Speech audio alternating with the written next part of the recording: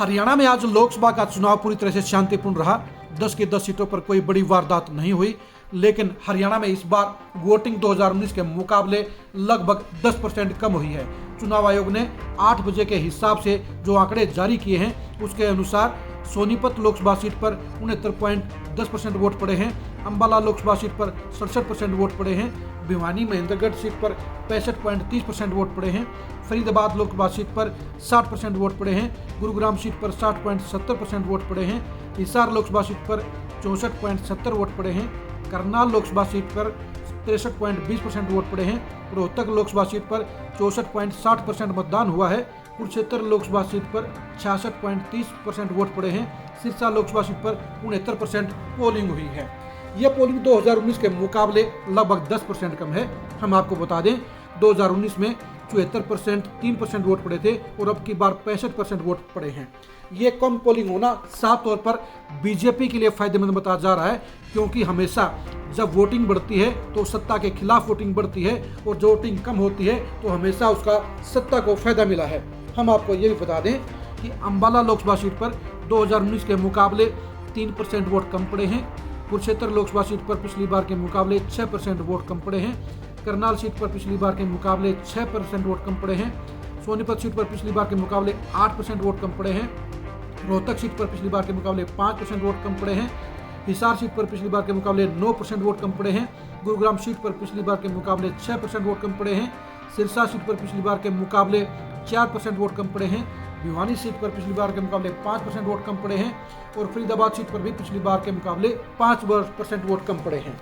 वोटों की ये कम परसेंटेज साफ तौर पर बीजेपी के लिए फायदेमंद हो रही है। हम आपको ये बता दें कि आज की वोटिंग का सबसे बड़ा ट्रेंड ये रहा है कि शहरी क्षेत्रों में 2019 के बराबर ही पोलिंग हुई है, यानी वहाँ पर 1-2% के अलावा ज़्यादा फर्क नहीं पड़ा है। लेकिन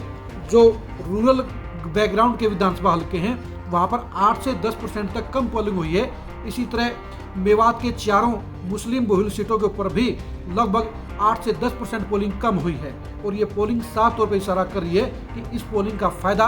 बीजेपी को हो सकता है और बीजेपी इस पोलिंग के हिसाब से 8 सीटों पर भारी पड़ती हुई नजर आ रही है। हम आपको बता दें कि पोलिंग के हिसाब से बीजेपी अंबाला, कुरुक्षेत्र, करनाल, सोनीपत, हिसार, गुरुग्राम, भिवानी और फरीदाबाद सीटों के ऊपर जीतने की पोजीशन में लग रही है। उसे कम वोटिंग का फायदा हो रहा है, क्योंकि शहरों में जिस हिसाब से पोलिंग हुई है उसके हिसाब से बीजेपी को फायदा लग रहा है। कांग्रेस सिरसा सीट के ऊपर मजबूत लग रही है और रोहतक सीट के ऊपर भी वो 50-50% में कहिए या 40-60% के हिसाब से दीपेंद्र हुड्डा के लिए दिख रही है। पोलिंग का ये मिजाज बता रहा है कि हरियाणा में इस बार जो पोलिंग का जो अनुमान लगाया जा रहा था उसके मुकाबले पोलिंग कम हुई है। जिस हिसाब से पोलिंग के लिए जाट वोटरों में चुनाव प्रचार के दौरान करंट था, वो करंट आज की पोलिंग के दौरान नजर नहीं आया और साफ तौर पर ये कह सकते हैं कि बीजेपी का पोलिंग मैनेजमेंट कांग्रेस से काफ़ी बेहतर था। आपको ये भी बता दें कि 4 लोकसभा क्षेत्र तो ऐसे रहे जहाँ के कई विधानसभा क्षेत्रों में कांग्रेस के प्रत्याशियों के तंबू भी नहीं लगे थे, उनके एजेंट भी नहीं थे। इसमें करनाल सीट पर दिवांशु बुद्धिराजा शामिल हैं, सोनीपत सीट के ऊपर ब्रह्मचारी शामिल हैं, इसके अलावा गुरुग्राम सीट के ऊपर राज बब्बर शामिल हैं और इसके अलावा भिवानी सीट के ऊपर भी कई जगह कांग्रेस प्रत्याशियों के तंबू नजर नहीं आए। यानी जो नए प्रत्याशी थे, चाहे वो दिवांशु बुद्धिराजा था, चाहे सोनीपत के ब्रह्मचारी थे, चाहे गुरुग्राम में राज बब्बर थे, तीनों ही नए प्रत्याशियों के लिए तो ये बात समझी जा सकती है कि इनको चुनाव का अनुभव नहीं था, उनके पास बूथ की टीम भी नहीं थी और यहाँ पर कांग्रेस के स्थानीय नेताओं ने उनकी मदद नहीं की, जिसके चलते उनकी बूथ मैनेजमेंट कम रही। सियासत के पुराने धुरंधर जेपी के लिए भी आज का दिन काफी खराब निकला, क्योंकि कई दर्जन गाँव में जेपी के भी एजेंट नहीं थे, तंबू नहीं थे। ये बात अलग है कि उनको जाट वोटरों ने उनको खुलकर वोट देने का काम किया, लेकिन आज की चुनाव की पोलिंग बता रही है कि बीजेपी को आज की पोलिंग से फायदा हो सकता है और वो 8 सीटों पर चुनाव जीतने का काम कर सकती है। हम आपको एक बार फिर से बता दें कि चुनाव आयोग ने जो आंकड़े जारी किए हैं उसके हिसाब से ये साफ तौर पर कहा जा सकता है कि पिछली बार के मुकाबले लगभग 9% के करीब पोलिंग कम हुई है। पिछली बार 74.3% वोट पड़े थे और अब की बार 75% पोलिंग हुई है, यानी लगभग 10% के आसपास भी इसको आप कह सकते हैं। और ये कम पोलिंग होना साफ तौर पर बीजेपी के लिए फायदेमंद है, और कांग्रेस के लिए नुकसान का सबब बन सकता है। हम आपको बताते हैं, जैसे हिसार पार्लियामेंट के अंदर आदमपुर में 68% वोट पड़े हैं, बरवाड़ा में 68.8% वोट पड़े हैं, बुआनी खेड़ा में 63.7% वोट पड़े हैं, हांसी में 63.6% वोट पड़े हैं, हिसार में 61.3% वोट पड़े हैं, नलवा में 65.3% वोट पड़े हैं, नारनौंद में 64.1% वोट पड़े हैं,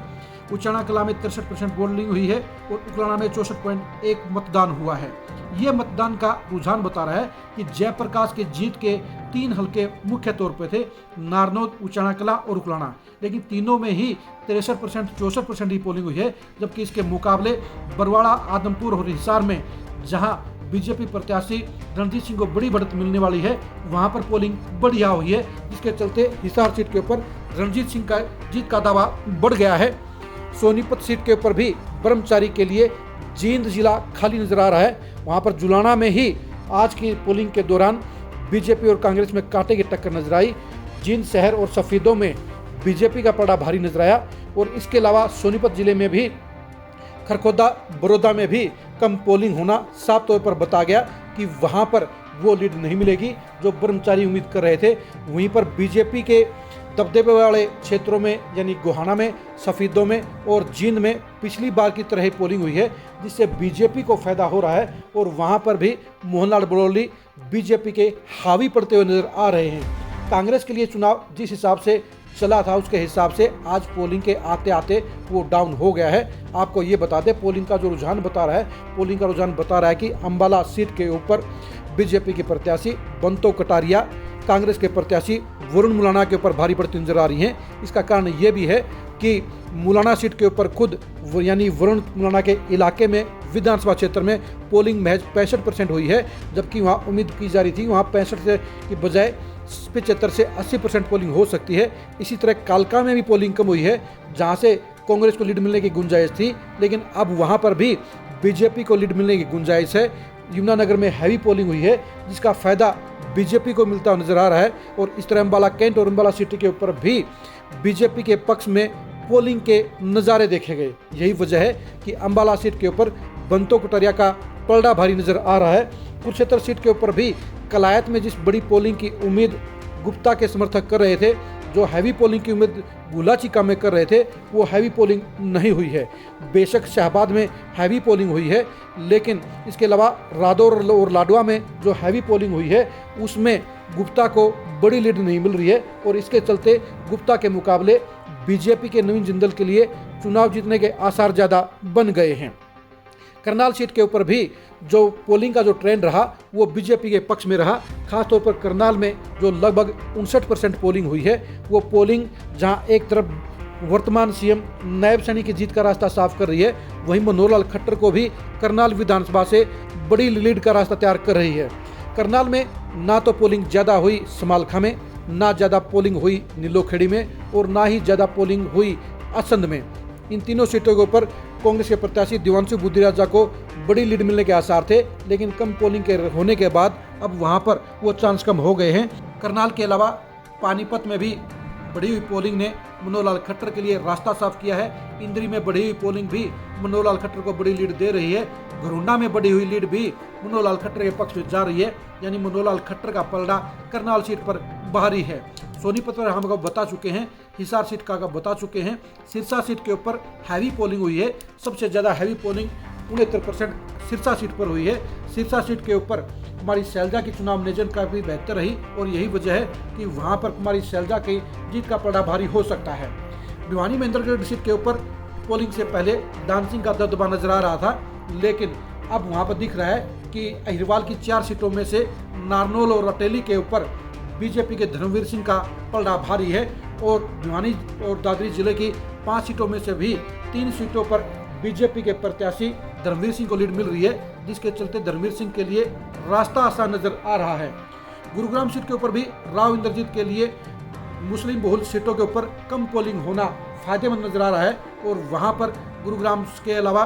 बावल और पटौदी में और रिवाड़ी के अंदर बढ़ी हुई पोलिंग भी राव इंद्रजीत के पक्ष में जा रही है, यानी वोटों का मिजाज बता रहा है कि वहां पर राव इंद्रजीत हैट्रिक लगाते हुए दिख रहे हैं बीजेपी के टिकट के ऊपर। फरीदाबाद सीट के ऊपर भी साफ तौर पर कांग्रेस के प्रत्याशी के लिए वो हालात नजर नहीं आए जो लग रहे थे, क्योंकि बड़खल में बड़ी पोलिंग नहीं हुई, क्योंकि शहरी क्षेत्रों में पोलिंग अच्छी हुई है और इसके चलते महेंद्र प्रताप के मुकाबले केपी गुर्जर के चुनाव जीतने के आसार ज्यादा नजर आ रहे हैं। अब बात करते हैं रोहतक सीट के ऊपर। रोहतक सीट के ऊपर दीपेंद्र हुड्डा के पक्ष में पोलिंग बढ़ने के दावे किए जा रहे थे। 2019 में रोहतक में लगभग 70% पोलिंग हुई थी, जो इस बार 64.5% पोलिंग हुई है, यानी पिछली बार के मुकाबले 5% पोलिंग कम हुई है। पिछली बार के मुकाबले किलोई, जो खुद भूपेंद्र हुड्डा का हल्का है, वहाँ भी पोलिंग कम हुई है। इसके अलावा झज्जर सीट पर पोलिंग कम हुई है, बेरी सीट पर पोलिंग कम हुई है, बादली सीट पर पोलिंग कम हुई है। यानी जहाँ पर वोट दीपेंद्र हुड्डा के बढ़ सकते थे, वहाँ पर पोलिंग बढ़ने की बजाय कम हुई है, जिसके चलते वहाँ कांटे का मुकाबला फंस गया है और दीपेंद्र हुड्डा के लिए खतरे के बादल मंडरा रहे हैं और वहाँ पर 50-50 के आसार बन गए हैं, जहाँ पर दीपेंद्र हुड्डा के लिए मुश्किलें ज़्यादा दिख रही हैं। इस तरह से आज की पोलिंग का रुझान बता रहा है कि जो पोलिंग 65% हुई है, वो पिछली बार के मुकाबले लगभग 9.5% पोलिंग कम है और ये कम पोलिंग होना बीजेपी के पक्ष में नजर आ रहा है। अभी